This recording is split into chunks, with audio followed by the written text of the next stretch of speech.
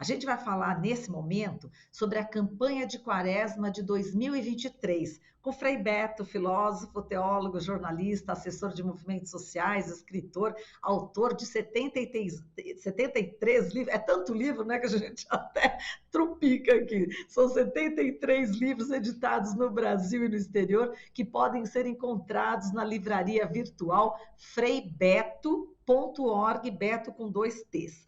Frei Beto, seja muito bem-vindo, bom dia.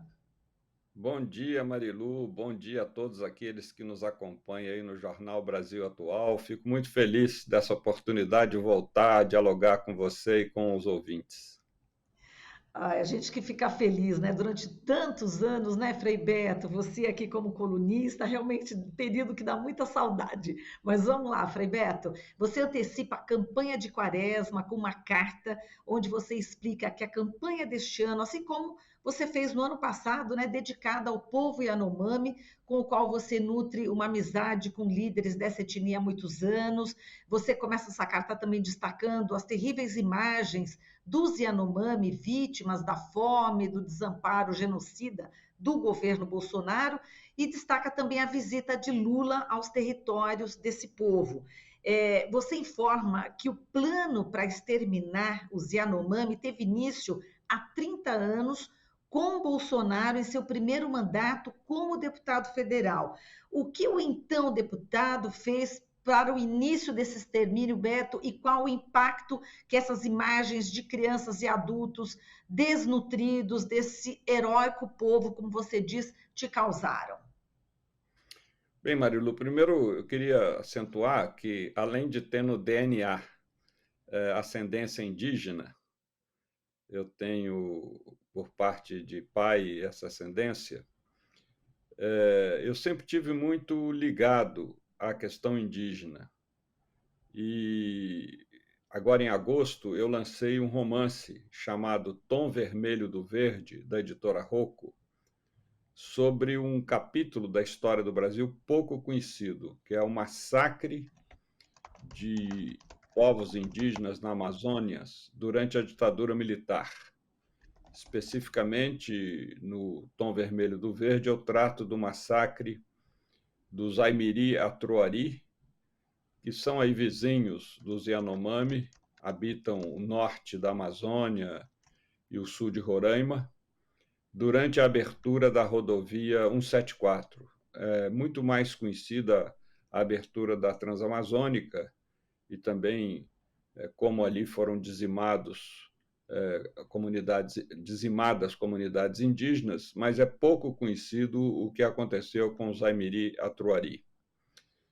E agora eu volto de novo ao tema dos Yanomami, que foi o foco da minha campanha de Quaresma, que eu faço há mais de 30 anos, sempre em benefício de uma obra social na qual eu confio, e devo ressaltar que solicito que as pessoas dêem algum recurso financeiro para essa obra e jamais esse dinheiro passa por mim ou por minha conta.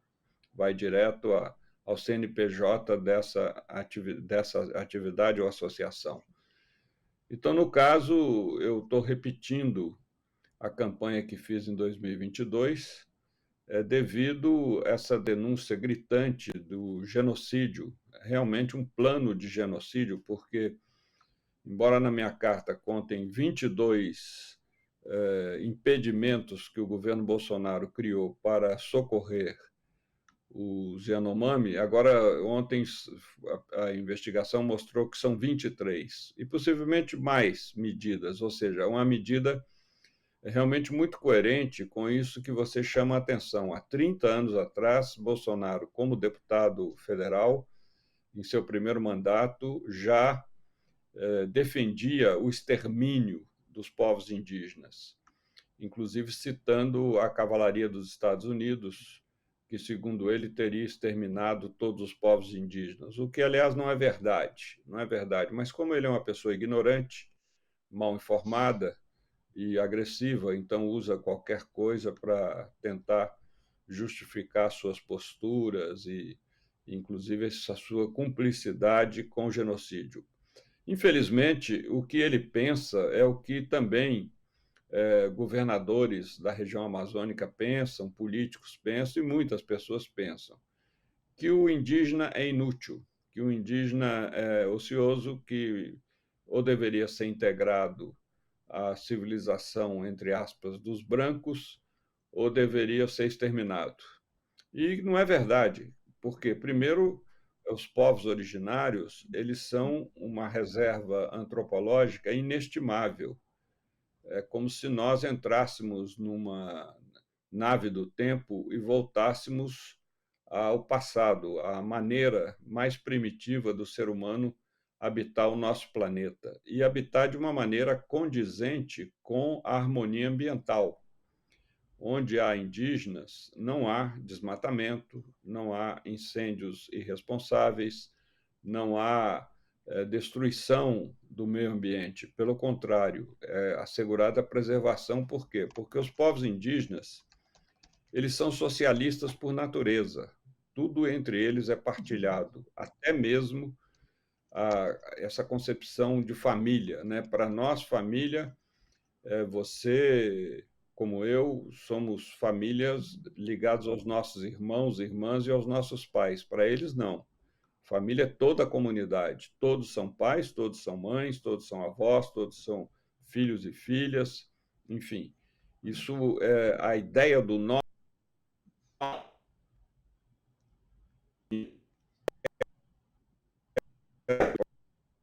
próprio da nossa cultura moderna. Eu não E por sei isso não tem se... a pescar para poder se alimentar, e com pleno respeito ao ciclo da natureza.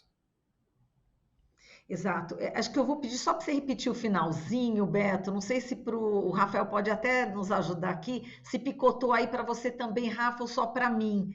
Me dá uma luz aqui, só para a gente ver se a gente pede para o Beto repetir essa última parte. Não sei se foi só para mim ou foi para Repito, você também, Foi Rafa. para todo mundo, Marilu. É bom Só... repetir, sim. Ah, então tá, Frei Beto, se é puder muito repetir essa importante, última parte. é, é muito Sim. importante preservar os povos indígenas, porque eles são o retrato daquilo que o ser humano foi no seu passado mais remoto. É como entrar numa nave do tempo e voltar às fases mais primitivas do ser humano e que são fases de alto nível civilizatório, porque entre os indígenas não há a ideia do eu, a ideia do nós, da comunidade. Tudo entre eles é partilhado.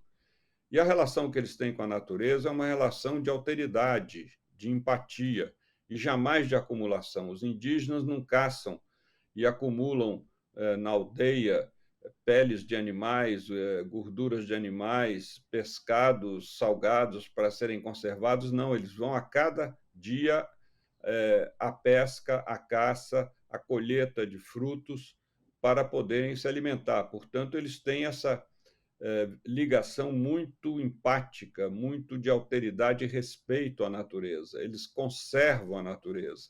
Eles são nossos mestres, né? Nós é que somos chamados de civilizados, mas os civilizados são eles.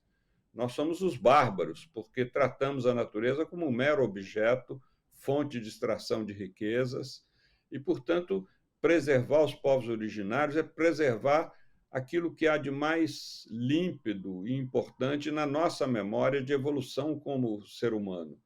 Temos muito, muito a aprender com os povos indígenas e temos que defendê-los com unhas e dentes, sabe? Não há nenhuma razão para esse preconceito que existe de que eles seriam ociosos. Agora, o que há é o seguinte: eles habitam regiões onde há minerais muito preciosos, mas a vida humana está acima do valor desses minerais. E os indígenas têm uma ligação com a terra, é a mesma que nós temos com o nosso pai e com a nossa mãe. É uma ligação indelével, uma ligação muito forte. Você pode até cortar relações com seus pais, mas você jamais poderá ignorar que eles são seus pais. Então, portanto, os indígenas têm isso com a terra. Não é qualquer terra, eles não podem ser deslocados. É a terra dos seus ancestrais, a terra onde estão as cinzas daqueles que os precederam. E é uma terra que eles chamam de mãe, Pachamama, dizem os indígenas andinos da Cordilheira dos Andes. E aqui no Brasil é a mesma coisa, essa ligação é muito forte, portanto, parabéns ao presidente Lula por todas essas medidas ousadas que ele tem tomado e urgentes, rápidas, para expulsar definitivamente o garimpo ilegal da região amazônica e preservar a vida dos Yanomamis e, sobretudo, socorrer com todos os recursos possíveis da saúde aqueles que foram duramente afetados, inclusive muitas crianças estão sendo, né, afetados pela desnutrição. Exato. E Frei Beto, você cita também na carta, né, faz essa lembrança importantíssima, que em 2020, né, o Bolsonaro propôs o projeto de lei 191, que foi assinado também por Sérgio Moro, como você bem lembra, que era ministro da Justiça, autorizando o garimpo e o agronegócio em terras indígenas. E houve, obviamente, uma pressão da sociedade que impediu que essa medida fosse efetivada, como você diz aqui na carta. E eu queria que você falasse, você falou dos índios, que eles vão lá todos os dias pescar. Esse mercúrio, né, que está nos rios, inclusive há muitos anos, mas se intensificou agora no governo Bolsonaro, né, com essa boiada, né, passando. Como é que você também analisa, né, esse fato, né, cruel das crianças, dos indígenas beberem essa água contaminada? O estrago vai ser durante muitos anos nos corpos desses indígenas, né, Beto?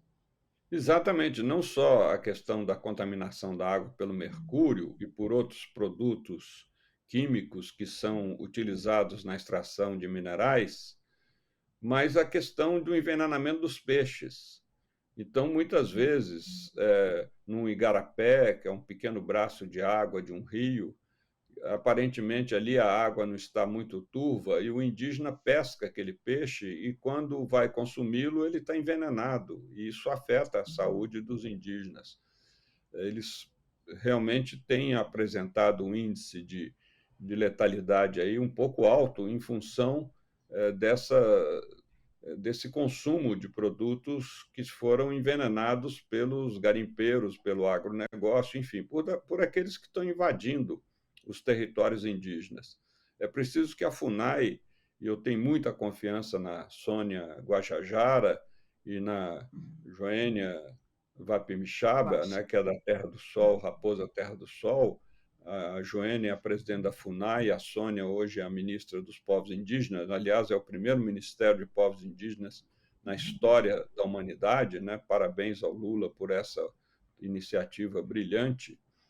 E creio que vão conseguir, sim, tirar todos esses invasores, tanto do agronegócio, quanto do garimpo, quanto das mineradoras, dos territórios indígenas, porque isso precisa ser preservado, porque é uma questão de sobrevivência não só do Brasil, mas do planeta.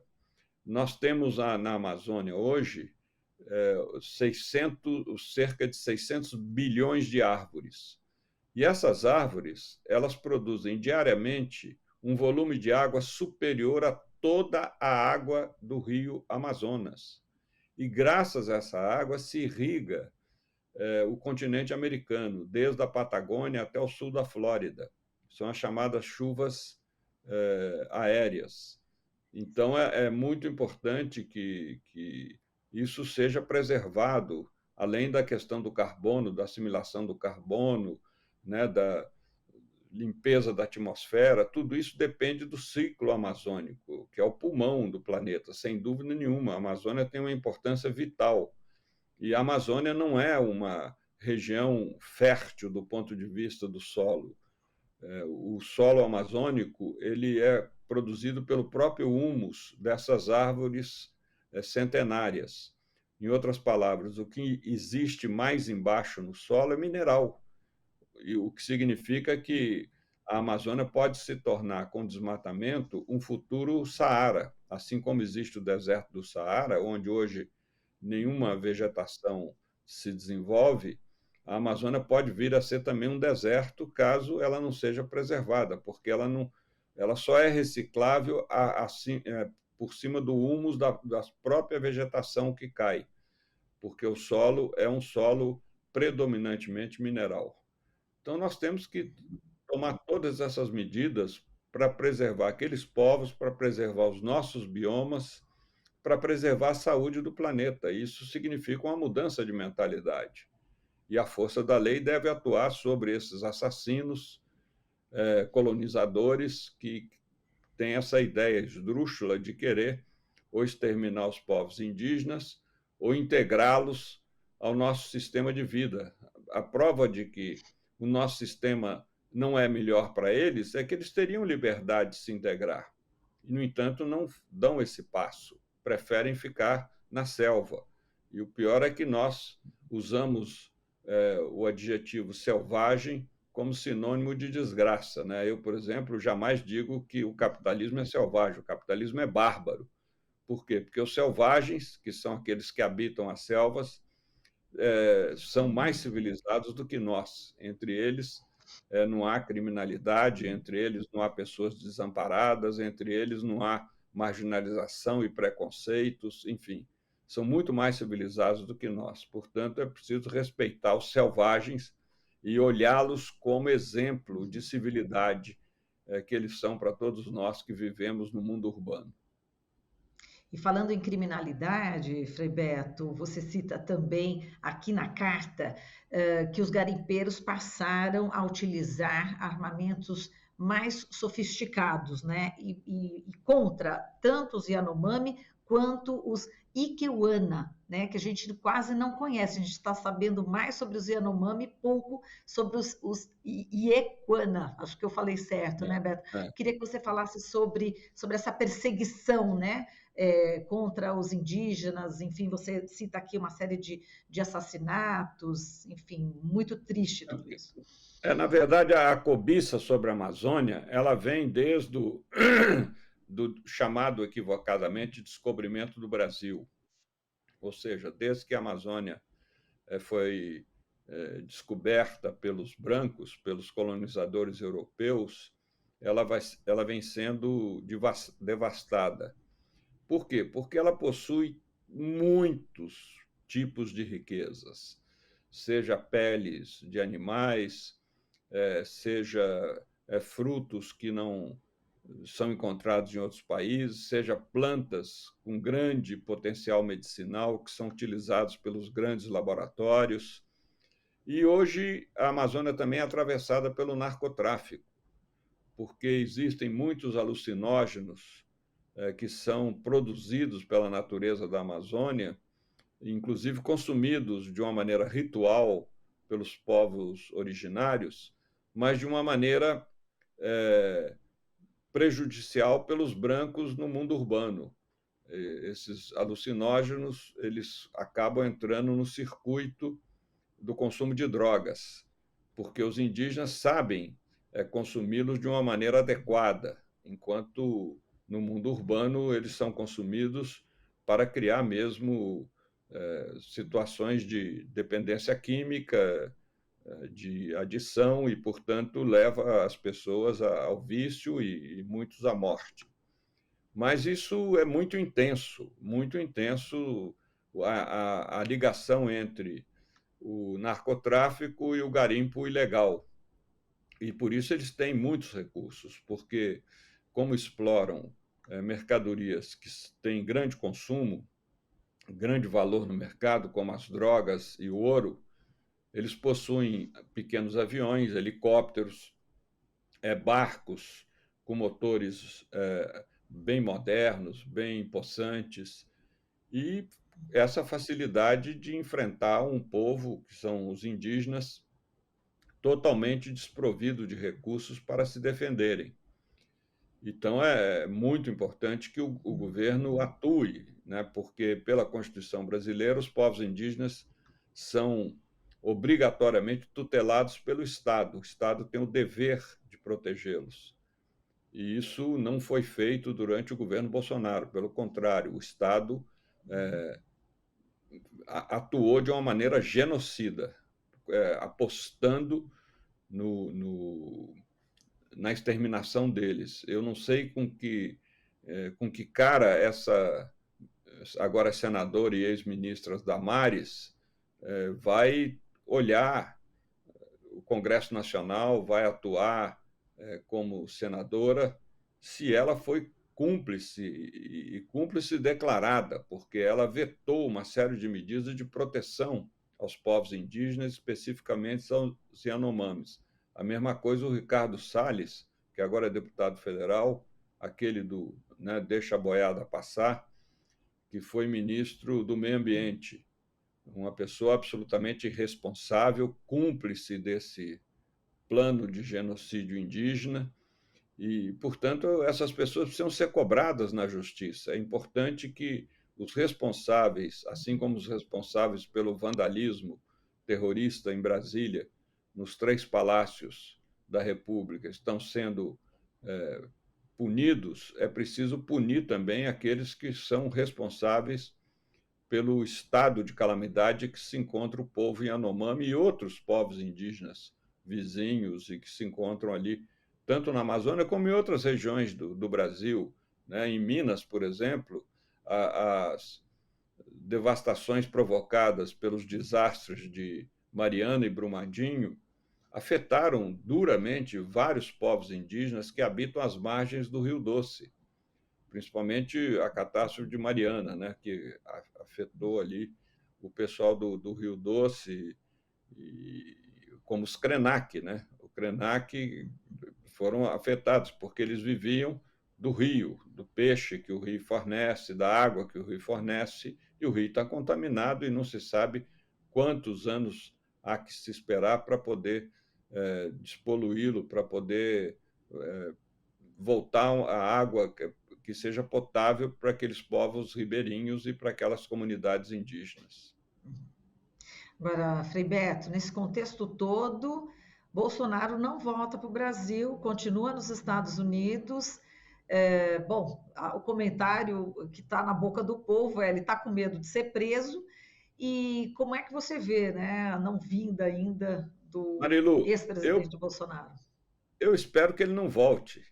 Eu espero que ele não volte. Por quê? Porque eu temo que, ao voltar, preso ou não, ele se transforme em referência para esses golpistas. E lá não, ele vai ser esquecido.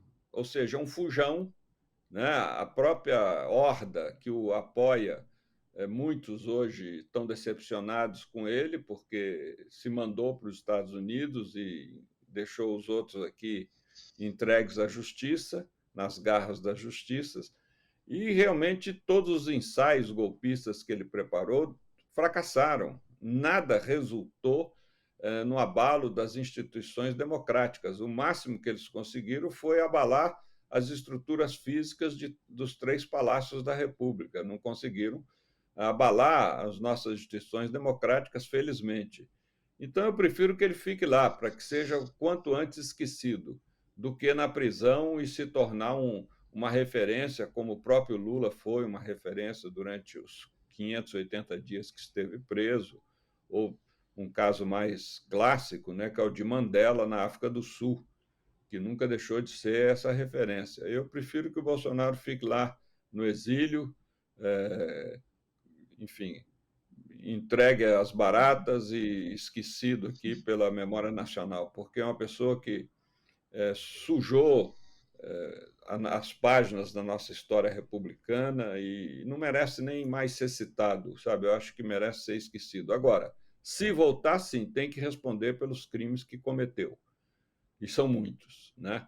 Aí não tem dúvida nenhuma que não pode haver nenhuma leniência, nenhuma concessão. Ele tem que ser duramente responsabilizado por uma série de crimes e, principalmente, esses 2 genocídios assumidamente iniciados por ele. A questão da Covid, quase 700 mil mortos, e todos os cientistas dizem que se ele tivesse tomado medidas iniciais quando a Covid surgiu, metade dessas vidas poderiam ter sido preservadas, e no caso dos povos indígenas. Então, são 2 gestos genocidas pelos quais ele deveria responder perante a justiça brasileira, caso retorne ao Brasil.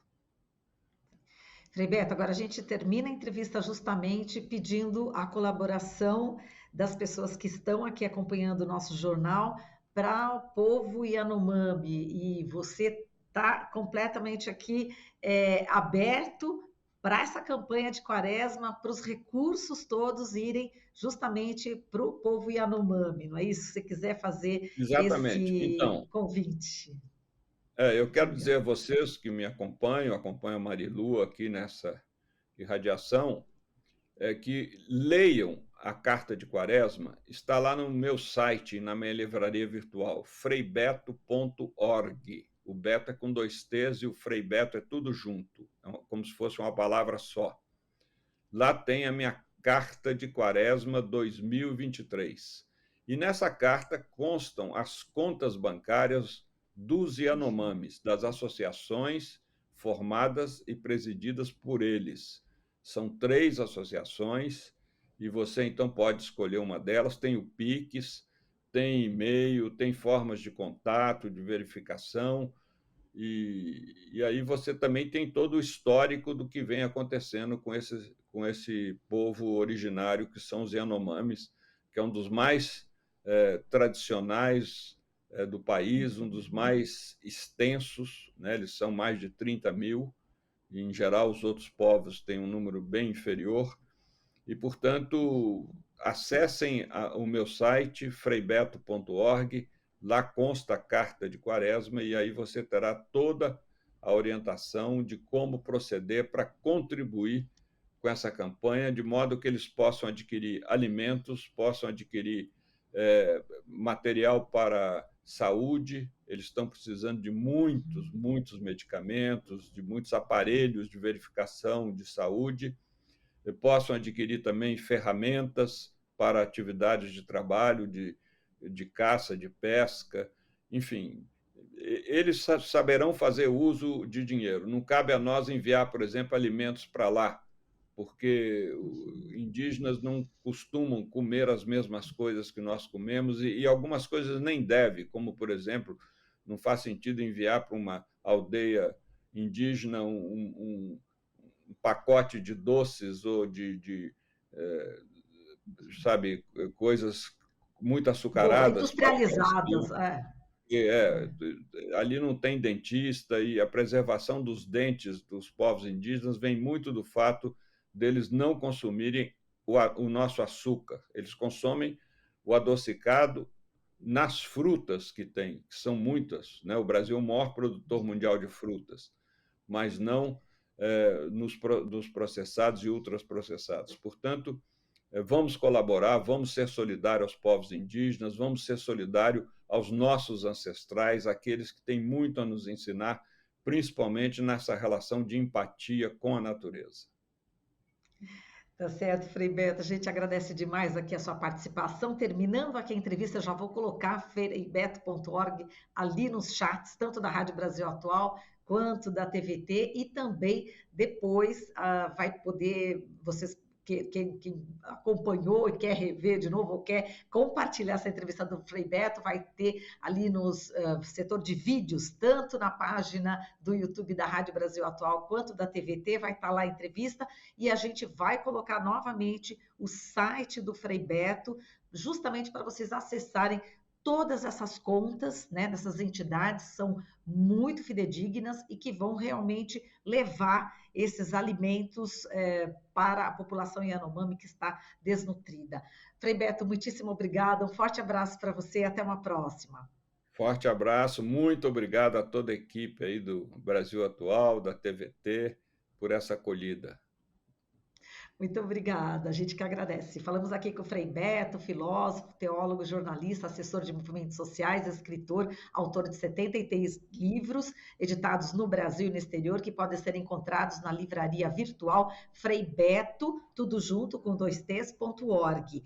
Entre esses livros, o livro Tom Vermelho do Verde, da editora Rocco, que fala exatamente sobre a população indígena, muito importante. Estamos apresentando Jornal Brasil Atual. As notícias que os outros não dão.